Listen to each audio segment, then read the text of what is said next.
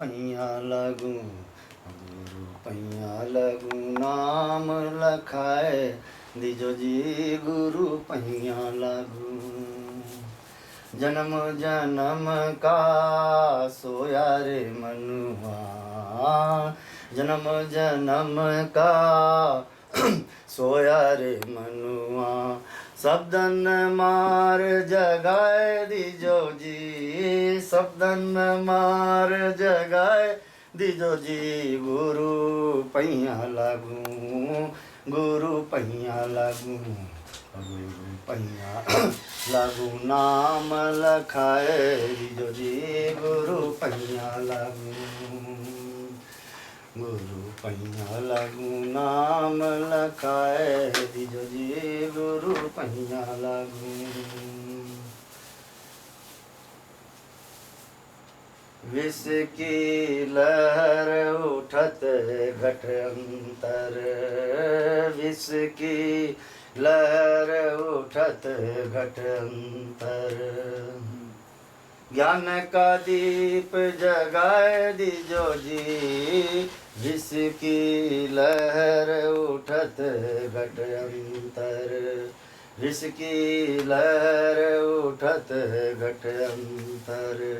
अमृत बूंद चुआए दिजो जी, अमृत बूंद पियाए दिजो जी गुरु पैया लागू, गुरु पैया लागू, गुरु पैया लागू नाम लखाए दिजो जी गुरु पैया लागू।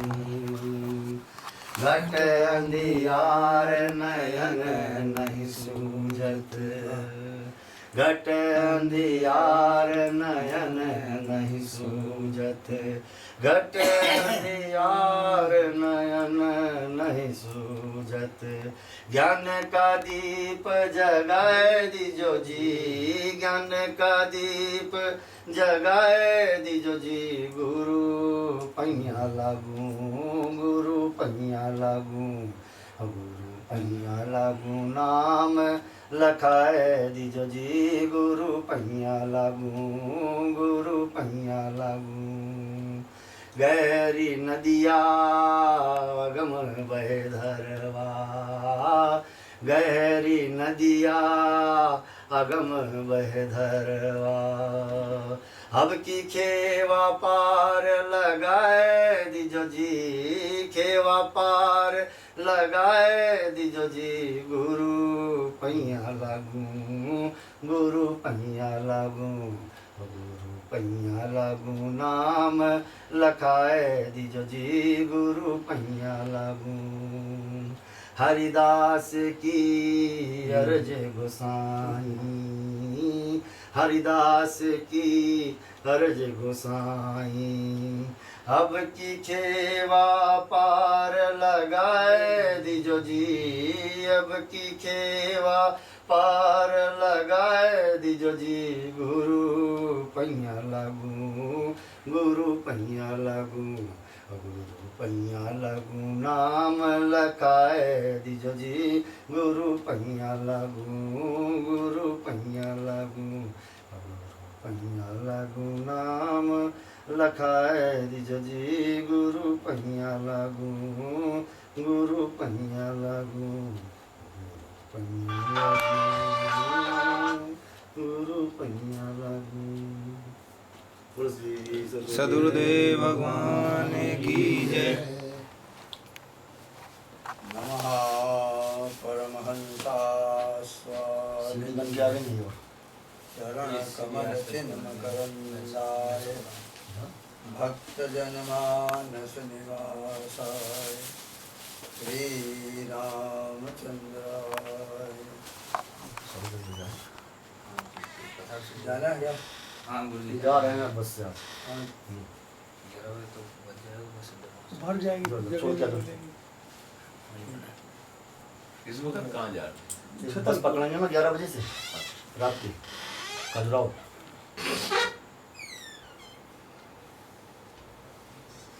नमोस्तु रामाय सलक्ष्मणाय देव्यै च तस्यै जनकात्मजायै नमोस्तु रुद्रेन्द्रयमादिदेभ्यो नमोस्तु चन्द्रार्कमरुद्गणेभ्यः श्रीराम जय राम जय जय राम श्री राम जय राम जय जय राम श्री राम जय राम जय जय राम कृष्णाय वासुदेवाय हरे परमात्मने प्रणतक्लेशनाशाय श्रीकृष्णाय नमो नमः। नारायणं नमस्कृत्य नरं चैव नरोत्तमं देवीं सरस्वतीं व्यासं ततो जयमुदीरये। यस्य शाखा प्रशाखाश्च धर्मणि लोके अनेकशः यन्मूलं सर्वधर्माणां वन्दे धर्मं सनातनम्।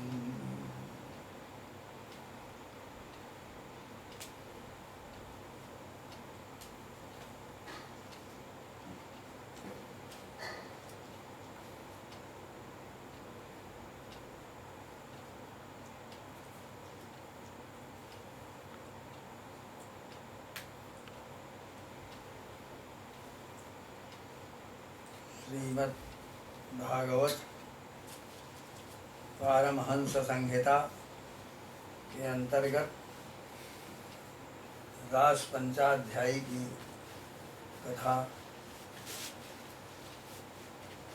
भाष्य चल रहा है।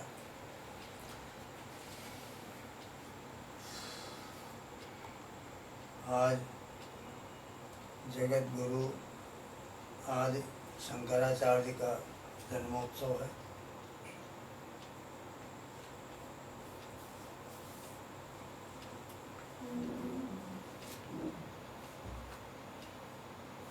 उनके जन्म कर्म आदिकों के संबंध में कुछ दो शब्द कहेंगे। महाराज का जन्म कालड़ी ग्राम केरला में हुआ था।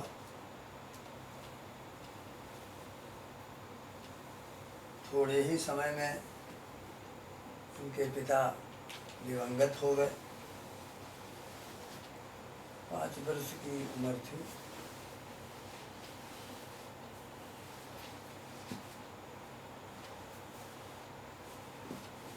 बड़े विद्वान पहले ही से थे। गांव में संस्कृत टोल पाठशालाएं जो थीं उनमें से जाकर कुछ पढ़ते रहे। माता ही इनकी रह गई पालन पोषण के लिए, कोई और वृत्ति नहीं थी।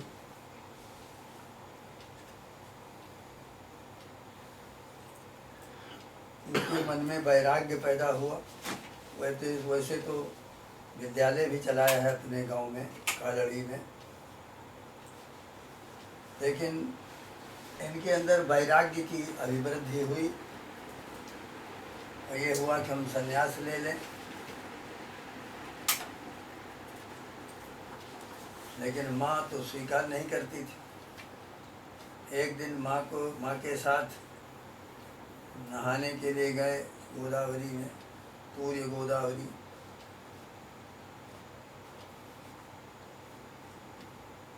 तो वहाँ जब धारा में पहुँचे तैर करके, तो इन्होंने एक ऐसा स्वरूप प्रदर्शित किया, माँ मुझे ग्राह ने पकड़ लिया है, ये खाए जा रहा है। आधा शरीर उस ग्राह के उसमें चला गया और आधे से चिल्ला रहे हैं माँ माँ माँ। माँ दौड़ी, कूद पड़े तो कहा माँ वहीं रह जाओ, तुम कूदो नहीं। तुम ये कह दो कि बेटा सन्यास ले लो तो ये हमको छोड़ देगा। तो माँ ने सोचा रो करके कि सन्यासी हो जाएगा तो कभी देखने को मिलेगा, और नहीं देखा ही जा रहा है। कहा बेटा सन्यास ले ले। ग्राह ने छोड़ दिया, पैर के किनारे आ गए, माँ को लेकर गांव में आ गए। सन्यास की धारा उनके अंदर पैदा हो गई। 7 वर्ष में गांव से पढ़ा लिखा करके विद्यालय चलाते थे सब, बहुत अच्छा वैदिक विद्यालय। उसे छोड़ करके ओंकारेश्वर आ गए। ओंकारेश्वर में गोविंद पाद की गुफा थी, मंदिर के बगल में अभी है। द्वार पर ये आकर के बैठ गए। एक बालक 7 वर्ष का आके बैठ गया, सुबह से दोपहर तक बैठा है, कुछ बोले नहीं, मौन। तो अंदर से गोविंद पाद ध्यान में थे। उन्होंने कहा कस्तुअम, तुम कौन हो? तो बहुत अच्छा श्लोक है वहाँ का, अभी चर्चा कर रहे थे। नाहं मनुष्यो न च देवदक्षो, मैं मनुष्य नहीं हूँ, देवता नहीं हूँ, यक्ष भी नहीं। अहं मनुष्यो न च देवदक्षो न ब्राह्मण क्षत्रिय वैश्य शूद्रा, न ब्राह्मण हूँ, न क्षत्रिय हूँ, न वैश्य हूँ, न शूद्र हूँ, न ब्रह्मचारी न गृही वनस्थो भिक्षुर्न चाहं निज बोध रूपा। हम भिक्षु भी नहीं हैं, निज बोध रूप है, ज्ञान स्वरूप। तो गोविंद पाद ने कहा अरे शंकर तुम आ गए, तुम्हारी प्रतीक्षा थी, आओ। अच्छा बुला लिया। 2 वर्ष वहाँ अध्ययन किया, योग का अध्ययन, शास्त्र का अध्ययन सब करके कहा अब तो हम ध्यान लगा लें गुरुजी और बस शरीर छोड़ के चले जाएं। नहीं बेटा, अभी तुमको बहुत काम करना है। तुम यहाँ से धर्मोद्धारण के लिए जाओ। देश में वर्तमान स्थिति क्या है इसको देखो। सारा देश सब बौद्ध हो चुका है। जितने मंदिर हैं सब मूर्तियाँ तोड़ दी गई, तीर्थ स्थान अवरुद्ध हो गए। न काशी, न जगन्नाथपुरी, न तो नेपाल के मंदिर, वो भी टूट फूट करके पशुपतिनाथ में बौद्धों का कब्जा हो गया। बौद्धिस्ट सारा देश उस समय हो रहा था। तक्षशिला में जो बहुत बड़ा विद्यालय था, महाविद्यालय, कई लाख लड़के एक साथ पढ़ते थे। वो सब जैनियों का और बौद्धों का ही उसमें साम्राज्य था।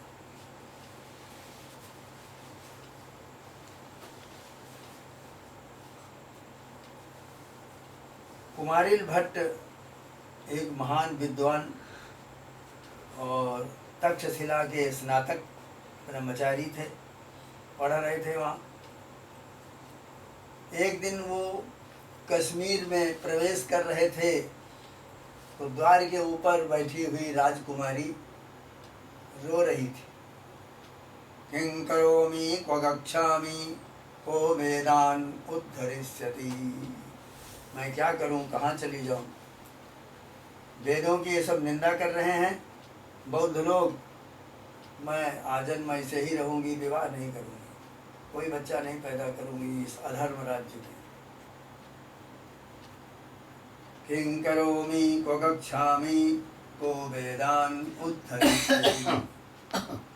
कुमारिल भट्ट जब नीचे से गए तो उसके रोने में आंखों से आंसू निकला और इनके मुंह में गाल में गिरा। तो इन्होंने देखा राजकुमारी रो रही। कहा माँ भैष्टुबरा रोहे यावद भट्टोस्ति भूतले। हे बरारोहे, भय मत कर, जब तक ये भट्ट जीवित है अवश्य वेदों का ही उद्धार करेगा आज से। हवा करके तक्षशिला में जो पढ़ाते थे उन्हीं से उन्होंने तर्क शुरू कर दिया। कथम शून्यम, शून्य कैसे है? हमारा लक्ष्य शून्य है क्या? जितने भी जीव हैं मर करके लौट आते हैं और बाकी सब शून्य में विलीन हो जाते हैं। तर्क किया, वो उत्तर नहीं दे सका। उसके महाप्रबंधक हार गए। धीरे धीरे सारी तक्षशिला में हजारों उपदेश देने पढ़ाने वाले शिक्षक थे, सब परास्त हो गए। अब निकल पड़े जीत करके उनको। सुधन्वा महाराज का राज्य था। इनके यहाँ आए तो बौद्धों की सभा बुलाई गई। ये हुआ कि उसका धर्म सच्चा है, किसका धर्म सच्चा है, ये वाणी से शास्त्रार्थ का विषय नहीं है। उस पहाड़ की चोटी से कूद पड़े और मरे नहीं, उसी का धर्म सच्चा है। तो वहाँ बौद्ध लोग जो गए वो गिरे वहाँ से, तो वो तो सब मर गए बीचे में। कुमारिल भट्ट वहाँ चले गए। उन्होंने कहा यदि वैदिक धर्म सच्चा है तो वैदिक धर्म के अनुसार परमात्मा ऊपर भी है, नीचे भी है, सब जगह पर व्याप्त है, वही हमारी रक्षा करेगा। यहाँ नीचे आए तो एक आँख उनकी चली गई, हवा की रुई का फाहा जैसे गिरे, कुछ उनको चोटें नहीं लगी। फिर बौद्धों ने कहा नहीं, ये कोई जादू से हो गया है। एक मटके में काला नाग बंद कर दिया गया, भर करके, और मटका बंद किया गया, सभा में रखा गया। जो बता दे इस मटके में क्या है, उसी का धर्म सच्चा है। बौद्धों को यह मालूम था। कुमारिल भट्ट ने क्या किया कि एक ब्राह्मण को सूर्य का मंत्र दे दिया, जाओ तुम जपो रात भर गंगा में। वहीं जपता रहा नदी में। सुबह अंजलि दे रहा था तो उसमें शेष साई भगवान का दर्शन हुआ। तो उसने कहा हमको ये दर्शन हुआ है, कह यही कह देना तुम कि इसमें भगवान शेष साई की मूर्ति है। घड़ा खोला गया तो सांप